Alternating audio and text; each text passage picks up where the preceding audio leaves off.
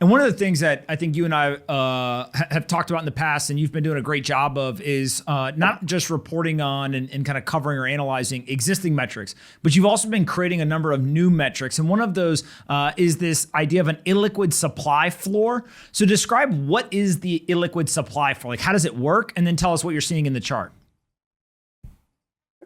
Yeah, this is something I created this week with my buddy Matt. He helped me code because I can't code to save my life.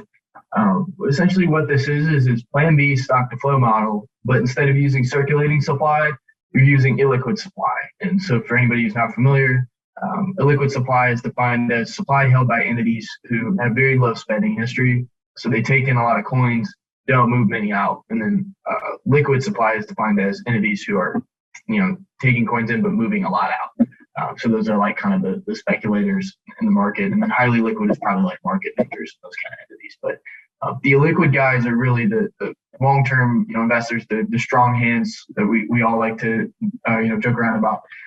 And so essentially what this is trying to do is create a floor based off of Bitcoin's real-time scarcity.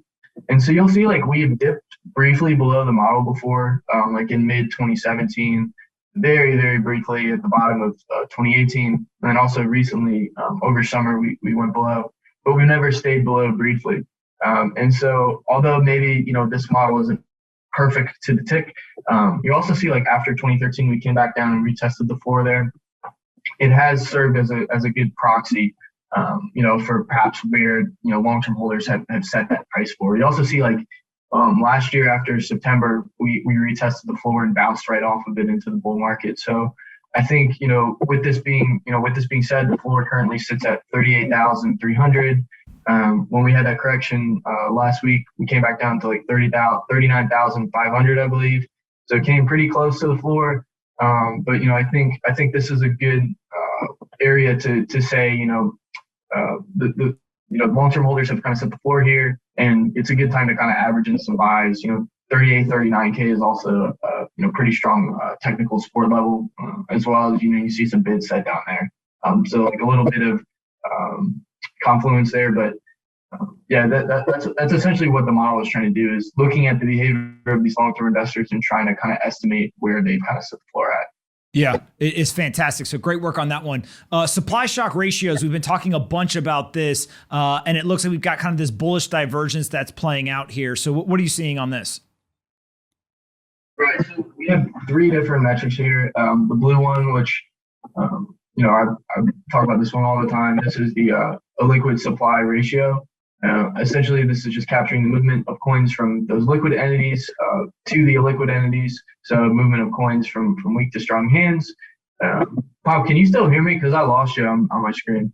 I can still hear you. Can you see me? I can't see you, but it doesn't matter. It's all good. Just keep going, buddy. Because I'm just scrolling through it on my screen anyway. The red line is the movement of coins from highly liquid to liquid entities. So these are kind of the intermediate term investors. Purple line is the exchange supply shock ratio, movement of coins from, it's essentially a ratio of the coins available to be bought on exchanges to the amount of coins that aren't available to be bought on exchanges. And so right now, as you mentioned, we have this kind of bullish divergence. And this is very similar to the divergence that we had in like June or July. I remember, very vividly, like being in Hawaii, and me and Willie created this, and I did the episode. I remember one week, and I was like in the Hawaiian shirt when I created the metric. And this was back when we were like, crypto Twitter was just completely, desperate and like sentiment was garbage. And I remember we put this out and we were saying, yeah, there's this divergence and we're expecting some kind of a supply shock to play out. People were like, on-chain is hopium, this is all nonsense. And then we had 10 straight up days. And it's interesting because that divergence was a little bit larger in terms of like how long it took to play out. And it was this kind of slow grind up. Whereas now the metrics almost had this impulse up while prices kind of had an impulse down. So I find that interesting. Just kind of the slope of the divergence is different. But yeah, going back, it's hard to find any times where price hasn't, over time reacted to the underlying fundamentals, although sometimes it can take time to play out, as we saw in the summer. Also, like this was a good leading indicator of the drawdown before, we moved out in May. I didn't have the metric at the time, But, if I started to see similar behavior where these metrics started to decline pretty heavily, then I would turn bearish. But for now, as you see in the chart, we just have this big impulse up while price is moving down. So, expecting that divergence to kind of play out in the intermediate term. Exchange flows have flipped slightly bearish this week. You could say 4,586 BTC in aggregate put down to exchanges, which is about $190 million. A lot of these inflows came to Binance, especially on Monday and Tuesday when we had some of that de-risking behavior. But when you zoom out, you have these little down draws. But overall, we've been in an uptrend since mid-July. But if that changes, then we'll be tracking it. So. What about whales? It seems like whales are just gobbling up every Bitcoin they possibly can find. So in this newsletter, I tried to focus on some of the more macro trends and kind of zoom it out. But so I don't know the exact number that they bought this week, but you'll see, whales in a general sense buy into these early parts of the rallies, obviously because they're the big buyers. So they pretty much are the ones that are initiating the rallies.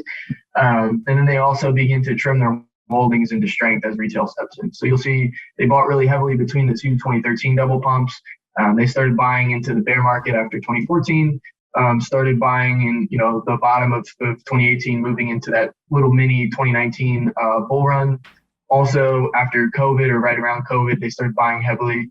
And then they started selling, into the peak in the second half of 2013, into the strength in 2017. They sold the top in 2019. They also sold the top in earlier this year. So following the behavior of whales has been a pretty decent strategy, I would say. And they've started buying heavily since mid-July, and you're seeing just continued accumulation from them. And then retail, it seems like they also are getting in the game as well. And this is once again, very, very macro. What you see is kind of in the middle of these broader, bull runs, 2011 to 2013 double pumps, 2017. You see these large upticks in the supply held by retail. So what I'm doing here is taking all the entities less than 10 BTC and then dividing that by overall circulating supply. So you're getting the portion of supply held by the little guys, essentially. And we call these guys the minnows. And what you see is, since like mid to late May, they've been buying in kind of macro sense. You're seeing that uptick that's similar to previous cycles, but it's not as, the slope isn't as steep. Like if you look at the chart, you see these really steep upticks. So I find that interesting. But yeah, nonetheless, you're seeing that same behavior that you see kind of in the middle of each cycle from these smaller guys. What's up, guys? Bang, bang. Thanks so much for watching the Best Business Show today. If we're going to be the best business show, we obviously need the best partner. That's why the exclusive sponsor of the Best Business Show is SoFi. They're an all-in-one platform that allows you to invest in all kinds of different assets, including stocks, ETFs, crypto, IPOs, and they even have an automated investing function, if that's your thing. So before we start getting after it again, make sure that you go download SoFi, you get an invest account, and when you make your first crypto trade, regardless of what you buy, they'll give you $10 in Bitcoin for free. It's that simple. Head on over to SoFi.com/pomp to get started today. Thanks so much for watching, and I hope that you come back and watch more of the Best Business Show tomorrow.